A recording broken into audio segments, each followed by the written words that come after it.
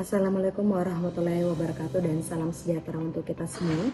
Perkenalkan, nama saya Insinyur Nurul Masyarani Harusi, Sarjana Teknik Master Engineering, dosen pada Program Studi Teknik Lingkungan, Fakultas Teknis Universitas Hasanuddin. Baik, pada kesempatan kali ini, izinkan saya untuk menjelaskan pernyataan diri dosen dalam unjuk kerja Tridharma Perguruan Tinggi bidang pengajaran. Baik, adapun poin-poin yang akan saya deliver yakni terbagi menjadi atas 5 poin. Pertama, deskripsi mata kuliah, kemudian dilanjutkan capaian pembelajaran, ketiga, materi dan metode pembelajaran, keempat, strategi interaktif dan sistem penilaian, dan terakhir, pembelajaran tatap muka. Baik, yang pertama, izinkan saya menjelaskan rancangan pembelajaran semester. Pada semester kali ini, yakni semester 5, saya mengampu mata kuliah pencemaran udara dengan bobot 3 SKS yang terbagi menjadi 2 SKS untuk tatap muka dan 1 SKS untuk praktikum. Adapun capaian pembelajaran yakni CPL Prodi yang dibebankan pada mata kuliah pencemaran udara terbagi menjadi 2. Pertama, dapat bekerja sama, memiliki kepekaan sosial, taat hukum dan disiplin, bertanggung jawab atas pekerjaan di bidang keahliannya, mampu menginternalisasi nilai norma etika akademik, semangat kemandirian, kejuangan dan kewirausahaan, serta bertanggung jawab atas pekerjaan di bidang keahlian secara mandiri. Kemudian kedua, mampu mengkaji implikasi pengembangan atau implementasi ilmu pengetahuan teknologi sesuai dengan keahliannya, menyusun deskripsi saintifik ke hasil kajian dalam bentuk skripsi dan laporan tugas akhir dan mengunggahnya dalam laman perguruan tinggi. Kemudian CPL yang dibebankan oleh kuliah ini yang berkaitan dengan capaian pembelajaran mata kuliah ada terbagi menjadi 3 poin, yakni pertama, CPMK 1 mampu bekerja sama dengan tim kelompok, bertanggung jawab atas pencapaian hasil kerja kelompok serta penyelesaian pekerjaan secara mandiri. Kedua, mampu menjelaskan konsep dan teori dasar pencemaran udara, dan terakhir, mampu mengkaji implikasi pengembangan atau implementasi ilmu pengetahuan teknologi dalam bidang pencemaran udara. Adapun materi yang akan saya jelaskan pada akhir sesi yaitu di CPL 2 dan juga CPMK 2. Untuk sub CPMK ini terbagi menjadi 8 sub CPMK, di mana setiap pertemuan dirancang untuk mencapai sub CPMK yang spesifik dan terukur. Learning outcomes yang disusun secara bertahap dari level memahami, menganalisis hingga mengevaluasi.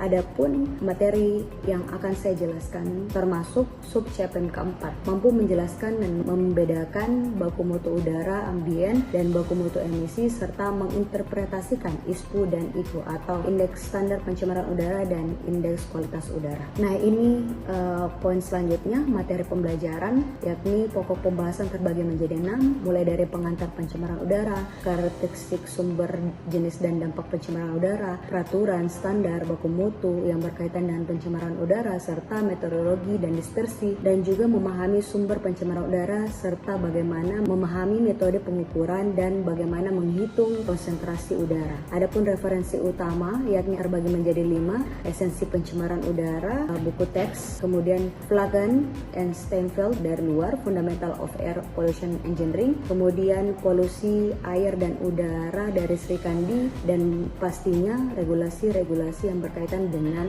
pencemaran udara yang diatur dalam skala nasional ataupun juga internasional, dan pastinya artikel Scopus. Untuk metode pembelajaran kita bisa lihat di PPT mulai dari kuliah interaktif, diskusi kelompok, studi kasus, presentasi, dan praktikum. Adapun media pembelajarannya PowerPoint dan video, kemudian link yang berkoneksi langsung dengan dashboard pemerintah, AQMS ataupun secara global IQ Air, kemudian Mentimeter dan juga Google Classroom. Adapun strategi pembelajaran interaktif terbagi menjadi 5, yakni Think, Pair, Share, kemudian Case-Based Learning, Small Group Discussion, dan juga Problem Solving, dan pastinya setiap mata kuliah kita mencoba merefleksikan bagaimana memahami siswa bisa menyimpulkan poin-poin kunci pembelajaran dan menghubungkan dengan konteks lingkungan di sekitar mereka. Adapun sistem penilaian terbagi menjadi tugas, praktikum, UTS dan UAS. Adapun untuk tugas itu terbagi menjadi esai, tugas individu, poster, tugas meteorologi, kemudian makalah dan presentasi, dan penilaian dirancang untuk mengukur pencapaian setiap CPMK melalui asesmen formatif tersebut. Baik, saya kira demikian. Kita lanjut untuk pembelajaran tatap muka yang akan saya bawakan untuk pertemuan keempat mengenai baku mutu udara ambien, baku mutu emisi, ISPU dan IKU. Assalamualaikum warahmatullahi wabarakatuh. Waalaikumsalam warahmatullahi wabarakatuh. Dan selamat siang. Jadi pada pertemuan kali ini di mata kuliah pencemaran udara, khususnya di pertemuan 4, kita akan membahas lebih lanjut seperti apa sih fenomena-fenomena pencemaran udara. Baik, tapi sebelumnya kita mau tahu dulu nih gimana apa yang diharapkan dari pertemuan kali ini. Jadi di pertemuan kali ini pencemaran udara kita berharap bahwa mahasiswa mampu menjelaskan konsep dan teori dasar pencemaran udara serta penerapannya dalam evaluasi kualitas udara berdasarkan peraturan yang berlaku. Nah, dari sini kita berharap kita akan mendapatkan dari kuliah ini itu bisa menjelaskan baku mutu. Apa perbedaan antara baku mutu udara ambien dan juga baku mutu emisi.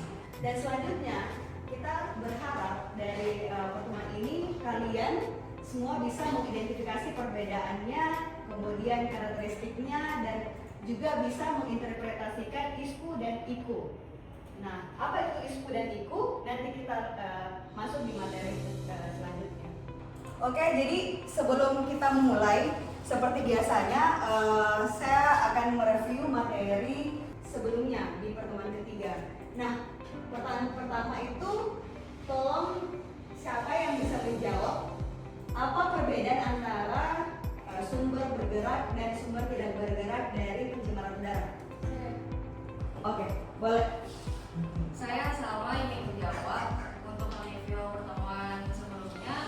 Perbedaannya yaitu sumber bergerak. Pertama itu ada kendaraan bermotor, karena api, karena kapal laut, dan pesawat terbang. Kedua itu ada sumber tidak bergerak, yaitu industri manufaktur, PLTU, berbahan bakar fosil, dan boiler dan insinerator. Oke, betul sekali ya. Jadi teman-teman semuanya kita bisa throwback kembali ke materi sebelumnya bahwa ada perbedaan bergerak dan tidak bergerak. Bergerak itu hampir semuanya berasal dari kendaraan bermotor. Dan kalau sumber tidak bergerak itu biasanya dari manufaktur ataupun industri, baik itu PLTU ataupun seperti di Bantaeng seperti itu, pemurnian biji nikel dan segala macam yang mempunyai cerobong itu adalah masuk di sumber tidak bergerak. Baik, kedua mungkin ada yang tahu kemarin kita sempat membahas studi kasus terkait Great Smoke of London. Itu apa sih? Boleh ada yang mau bertanya? Ya, oke. Saya Rucita akan menjawab tentang studi kasus minggu sebelumnya. Jadi Great Smoke of London ini itu latar belakang di London, Inggris, yaitu akibatnya dikarenakan kombinasi kebakaran udara skala besar dan fenomena inversi suhu. Oke, betul sekali. Jadi teman-teman kita bisa mengingat kembali bahwa kasus pertama kali isu terkait pencemaran udara itu hadir dari revolusi industri yang terjadi di London, Inggris. Nah, di sini cikal bakal adanya masalah pencemaran udara yang berasal dari sumber tidak bergerak ataupun dari industri seperti itu. Oke, baik. Selanjutnya ini adalah outline dari materi kita pada hari ini. Saya berharap teman-teman sudah mengakses seperti pertemuan-pertemuan sebelumnya. Saya selalu menghimbau ke teman-teman boleh mengakses materi pembelajaran ataupun buku-buku dan referensi melalui sistem sekolah kita. Nah, di sana kalian bisa membaca dulu. Jadi saya berharap teman-teman yang lain ini bisa sudah membaca materi pada hari ini sehingga materi ini bisa komprehensif dibahasnya di kelas dan bisa ditanya ya kalau ada yang bertanya. Nah, oke, kita mulai dari baku mutu. Nah, ketika kita bicara baku mutu itu terbagi menjadi dua ya. Ada baku mutu udara ambien dan baku mutu emisi. Apa yakni ukuran batas atau kadar zat energi atau komponen yang ada atau yang seharusnya dan atau unsur pencemar yang ditenggang keberadaannya dalam udara ambien. Nah, ini berdasarkan peraturan, ini adalah definisi udara ambien. Jadi yang ada di udara sekitar kita. Nah, kayak sekarang ini, kita lagi menghirup udara. Nah, itu ada baku mutunya. Nah, seperti itu. Jadi dia itu kadar zat yang ada di udara kita sekarang ini, yang kita hirup, baik di dalam ruangan ataupun di luar ruangan. Nah, apa kalau baku mutu emisi? Ini adalah batas atau kadar maksimum atau beban emisi maksimum yang diperbolehkan masuk atau dimasukkan ke dalam udara ambien. Nah, seperti itu. Jadi dia itu kadar zat yang ada di udara kita sekarang ini, yang kita hirup, baik di dalam ruangan ataupun di luar ruangan. Nah, apa kalau baku mutu emisi? Ini adalah batas atau kadar maksimum atau beban emisi maksimum yang diperbolehkan masuk atau dimasukkan ke dalam udara ambien. Jadi kalau baku mutu emisi itu ada batasan yang dikeluarkan dari industri ataupun dari knalpot, dari cerobong atau dari knalpot dari transportasi. Itu perbedaannya. Jadi ini standar yang diatur berasal dari kendaraan ataupun cerobong sumber tidak bergerak. Kemudian ini aturan berapa standar pencemar yang bisa kita hirup. Nah, ini adalah berdasarkan PP 22 tahun 2021 lampiran 7, di mana ada 7 parameter ketika kita bicara baku mutu udara ambien. Mulai dari sulfur, karbon monoksida, nitrogen dioksida ataupun ozon, dan juga hidrogen non metana, partikulat debu ukuran dengan 100 mikron ataupun 10 dan 2,5 sampai timbal. Jadi kalau kita bicara udara ambien itu ada 7 parameter kesehatan yang di-assess. Kemudian untuk waktu pengukurannya itu beragam. Nah, kalau gas teman-teman itu bisa 1 jam, 24 jam. Dan kalau partikulat ini yang berbeda. Kalau partikulat itu dia waktu pengukurannya 24 jam ataupun setahun.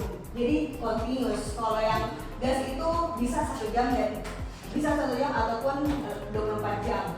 Kemudian untuk baku mutunya bisa teman-teman lihat, baku mutunya itu satuannya mikrogram per meter kubik, dan sistem pengukurannya itu beragam juga, bisa kontinu ataupun manual. Baik, untuk baku mutu emisi sendiri, tadi kan baku mutu udara. Kalau baku mutu emisi sendiri itu seperti yang saya bilang, ini berasal dari sumber bergerak ataupun tidak bergerak, transportasi atau dari industri. Jadi peraturannya sangat banyak, teman-teman. Kalau udara ambien cuma 1. Kalau misalnya emisi itu berdasarkan industrinya. Contoh, industri pupuk dan industri amonia seperti itu beda. Terus pembangkit listrik juga baku mutunya ataupun standarnya berbeda. Kemudian untuk industri semen juga berbeda. Jadi boleh teman-teman akses, saya sudah submit materinya ataupun peraturan-peraturan yang connect ke kementerian. Nah, di website kementerian itu sudah jelas detail berapa sih angka-angka standar yang boleh dikeluarkan zat-zat beracun tersebut ke udara ambien. Next, ini bicara tentang indeks standar pencemaran udara. Ketika tadi kita bicara baku mutu, kemudian kita masuk ke standarnya. Jadi teman-teman, untuk mempermudah masyarakat ataupun pemerintah mengetahui bagaimana sih level kadar udara kita saat ini, kita harus mengkonversinya. Nah, mengkonversinya itu disebut indeks standar pencemaran udara. Nah, pertama itu kalau kita bicara tentang indeks, parameternya itu ada 6. Dari yang 10 partikel yang terbagi partikulat ataupun gas, dan juga pastinya bukan hanya parameter udara tapi juga parameter meteorologi. Nah, apa parameter meteorologi itu? Kecepatan dan arah angin, radiasi matahari, suhu, tekanan udara, kelembapan curah hujan, seperti itu. Nah, ini kalau berdasarkan permen, definisi ISPU sendiri adalah angka yang tidak mempunyai satuan yang menggambarkan kondisi mutu udara ambien di lokasi tertentu yang didasarkan kepada dampak terhadap kesehatan manusia. Jadi ketika kita bicara tentang ISPU, itu selalu ada kaitannya dengan kesehatan manusia. Buat teman-teman saya menginformasikan kalau misalnya contoh contoh ya, kalau negara lain itu mereka selalu memiliki juga standar ISO seperti di Indonesia, kemudian mereka memiliki tower dan memiliki warna tower. Jadi kalau misalnya warnanya biru itu terindikasi bahwa udara baik-baik saja. Nah seperti itu kalau di luar ya, kita berharap di negara kita seperti itu ke depannya. Jadi seperti itu, cuma insight aja buat teman-teman. Kemudian kita masuk ya ke perhitungan sedikit. Jadi ketika kita mau mengkonversi nilai yang kita sudah ambil di udara ambien, kita bisa menggunakan tabel konversi tersebut yang ada di peraturan Menteri LHK nomor 14 tahun 2020 tentang indeks standar pencemaran udara. Jadi buat informasi saja adik-adik atau teman-teman, boleh kalian selalu update dan juga sangat familiar dengan peraturan-peraturan, karena di peraturan itu sudah jelas semua, mulai dari definisi, bagaimana menghitungnya, kemudian contoh-contoh menghitungnya itu sudah jelas. Tapi kali ini saya juga akan membahas itu ya. Nah, mulai dari ini. Baik, jadi ini adalah tabel konversi mulai dari partikulat ataupun gas-gas lainnya. Nah, ini adalah persamaan yang akan digunakan. Nanti saya akan memberikan contoh mulai dari ISPU. Jadi kalian bisa baca ya, ISPU batas bawah dikurang ISPU batas bawah dibagi dengan konsentrasi ambien batas atas dan juga dikurang dengan konsentrasi ambien batas bawah. Kemudian dikali dengan konsentrasi ambien nyata hasil pengukuran, kemudian dikurang kembali ke konsentrasi ambien batas bawah dan ditambah dengan nilai ISPU-nya. Baik, kita coba ya contoh perhitungannya. Jadi ini kita mengambil sampel untuk parameter partikulat. Parameter partikulat PM2,5 ini sangat relate berkaitan dengan pernapasan manusia. Nah, coba kita lihat, ini adalah waktu pengukuran yang dimana selama 24 jam untuk PM2,5. Di sini kita beranggapan bahwa kita sudah melakukan pemantauan dan mendapatkan hasil konsentrasi partikulat. Kemudian dari nilai ini kita mengambil rata-rata, nilai rata-ratanya ya. Nah, ini contohnya teman-teman. Jadi dari nilai rata-rata 24 jam tadi kita mendapatkan 31,4. Meter partikulat itu 31,4 misalnya ya, kita ketahui PM 2,5 31,4 mikrogram per meter kubik. Kemudian kita harus menentukan berapa sih ISPU batas bawah dan atasnya. Nah, 31,4. Kita kembali ke tabel sebelumnya. Nah, ini di sini partikulat ya. Ini di sini partikulat. Kemudian kita lihat nih ISPU batas bawah dan atasnya itu berapa? Berarti dia 31,4. Dia berarti berada di antara sini ya, di sini ya, 55,4. Nah, kita lihat nih, berarti ISPU bawah dan atasnya itu di rentang 50 dan 51. Seperti itu. Kemudian untuk nilainya nanti kita masukkan nilai-nilai ini. Karena rentang di 31 rentang di konsentrasi di pengukuran atau nilai rata-rata yang tadi kita sudah rata-ratakan itu di 31,4. Jadi kita fokus di sini. Oke. Nah, jadi ketemulah hasil yang ini. Jadi konsentrasi nilainya tadi ISPU kita sudah dapat 100 dikurang 50, kemudian dikurangi dengan konsentrasi dari konversi 55,4 dikurang 15,5, kemudian dimasukkan nilai rata-ratanya, kemudian dimasukkan nilai batas atas ditambah ISPU batas bawah. Jadi nilainya 69,92 mikrogram. Jangan lupa ya teman-teman, mikrogram per meter kubik. Karena ini yang selalu menjadi masalah, karena peraturan yang dulu itu mereka menempatkan normal meter per kubik. Nah, sekarang sudah terupdate, jadi jangan salah ya. Ini biasa terjadi khususnya di UTS. Kemudian ketika kita sudah mendapatkan 69,92, berarti kita akan bulatkan menjadi 70 dan kita akan melihat 70, nilai 70 ini masuk di kategori apa? Oke. Nah, ini.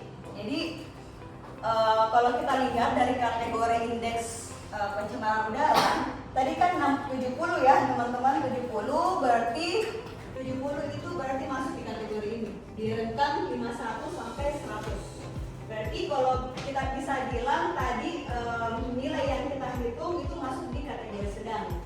Rentangnya di sini, di warna biru.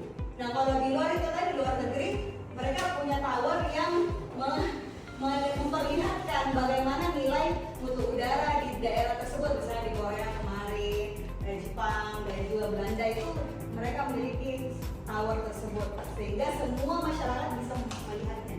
Nah, kita coba identifikasi apa sih penjelasannya.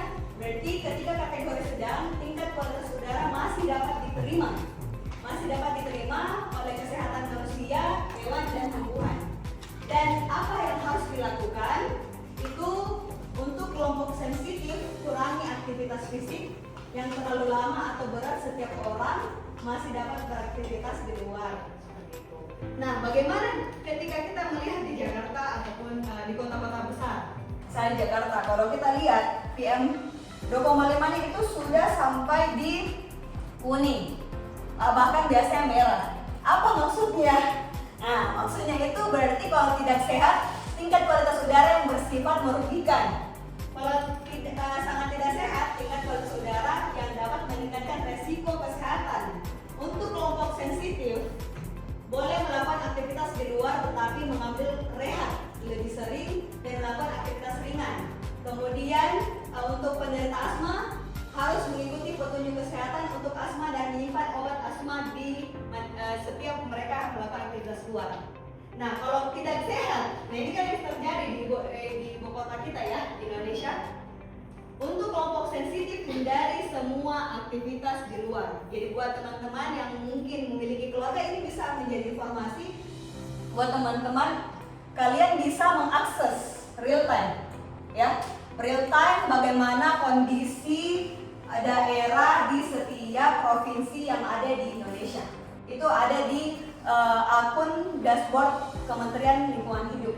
Ini per jam 9 tadi, Jakarta masih ada beberapa parameter yang baik dan sedang. Tapi coba nanti kita lihat bagaimana kalau jam sekarang di siang hari seperti apa. Karena biasanya puncak-puncak kemacetan ataupun mobilitas itu ada di siang hari. Jadi akan berdampak ke udara kota Jakarta misalnya.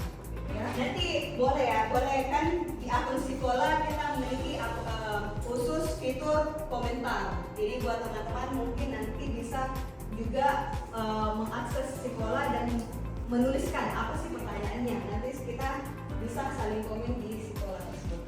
Baik, lanjut ini materi terakhir terkait indeks kualitas udara.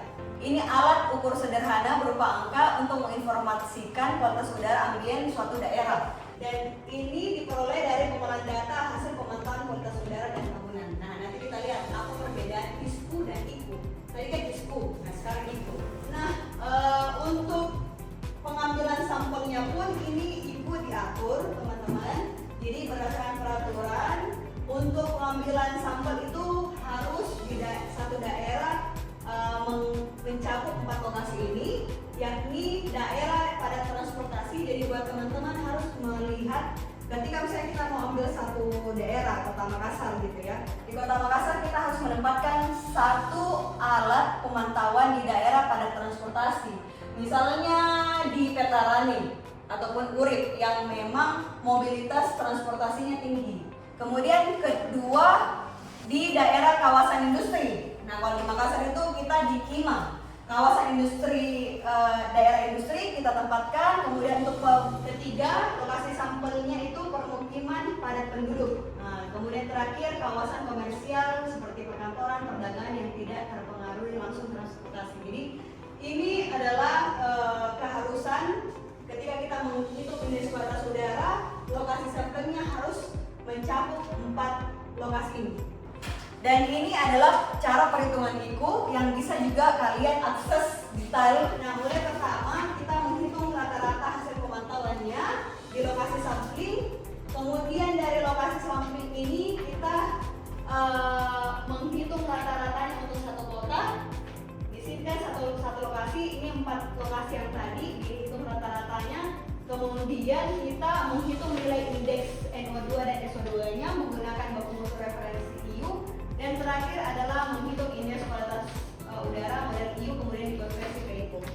Nah, ini kurang lebih persamaannya teman-teman. Ini agak lebih simple karena tidak memiliki nilai konversi. Contohnya ketika kalian mau fokus di indeks NO2, rata-rata NO2 di 4 lokasi tersebut di satu daerah atau kabupaten dibagi dengan baku mutu IU. Nah, ini baku mutu IU itu untuk NO2 40 mikrogram per meter kubik, kemudian SO2 20 mikrogram per meter kubik. Nah, ketika kita sudah mendapatkan ini, kita akan menghitung indeks kualitas indeks udaranya, indeks NO2 ditambah indeks SO2 dibagi 2 seperti itu. Nah, ini adalah kategorinya. Tadi kan berwarna-warna ya teman-teman. Kalau IPU itu dia ada rentangnya, misalnya sangat baik, baik, sedang, kurang, sangat kurang, dan rentangnya pun itu disamakan baik itu NO2 ataupun SO2. Nah, ini perbedaannya apa ISPU dan IPU. Kalau ISPU itu harian, seperti tadi kita bisa mengupdate, kita bisa mendapatkan nilai mutu udara di setiap hari. Kemudian untuk IPU itu tahunan. Kemudian untuk pengguna, ini untuk publik. Kalau ISPU untuk masyarakat. Untuk IPU itu evaluasi lingkungan pemerintah. Nah, jadi simpelnya ya teman-teman supaya dapat mudah dimengerti, IPU menggambarkan kualitas udara wilayah dalam jangka panjang, sedangkan ISPU menggambarkan kondisi udara saat ini secara harian. Baik, jadi ini kurang lebih website yang bisa kalian akses untuk mengetahui bagaimana kondisi lingkungan di daerah kalian. Meskipun mungkin tidak tersebar merata ya, terus di daerah kota metropolitan itu ada stasiun-stasiun pemantau udara. Jadi buat teman-teman, misalnya sebelum keluar boleh dicek di website, khususnya di KLHK, gimana sih ini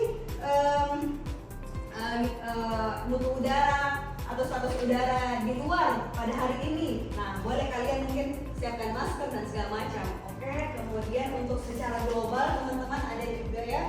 Secara global ini juga ada platformnya untuk mendapatkan informasi berapa status udara pada saat ini. Kemudian ini yang paling penting teman-teman, kenapa hal ini sangat penting kalian mengerti, dikarenakan buat teman-teman, siapa yang mau jadi konsultan? Nah, semuanya ya, karena duitnya banyak ya. Jadi gini ya teman-teman, ketika kita bicara konsultan, kita harus mampu mengetahui dan menghitung bagaimana indeks kualitas udara dan juga IPU itu sendiri. Nah, contohnya kita lihat ya relevansi bagi insinyur lingkungan, kemampuan membaca. Nah, kemampuan membaca saja itu adalah suatu keharusan buat teman-teman mengetahui kayak tadi tabel-tabel, mengkonversi itu penting ya. Jadi ini terakhir teman-teman, apa sih manfaat dari pertemuan kita kali ini? Yakni pertama, diharapkan kalian mengetahui bahwa baku mutu itu sebagai fondasi. Baku mutu udara, baik ambien ataupun emisi, adalah dasar utama pengendalian pencemaran udara. Bagaimana kita mau mengendalikan udara ketika kita tidak mengetahui berapa sih status udara kita saat ini? Ya, sangat penting baku mutu itu diketahui. Banyak insight terkait bagaimana itu baku mutu, ISPU, dan IPU, dan bagaimana perannya materi ini diimplementasikan di karir kalian. Baik, saya kira itu saja. Terakhir kata buat kelas pada hari ini, be a part of the solution. Jadi menjadi bagian solusi itu sangat penting, bukan menjadi orang yang memberikan kontribusi polusi. Ya, oke. Jadi saya kira itu teman-teman, harapannya kali ini kalian bisa sudah mengetahui bahwa mutu udara itu sangat penting dan mengetahui standarnya seperti apa, sehingga kita mengetahui bagaimana bisa mempreventif kegiatan-kegiatan kita setiap hari. Saya kira seperti itu. Terima kasih untuk hari ini. Wassalamualaikum warahmatullahi wabarakatuh.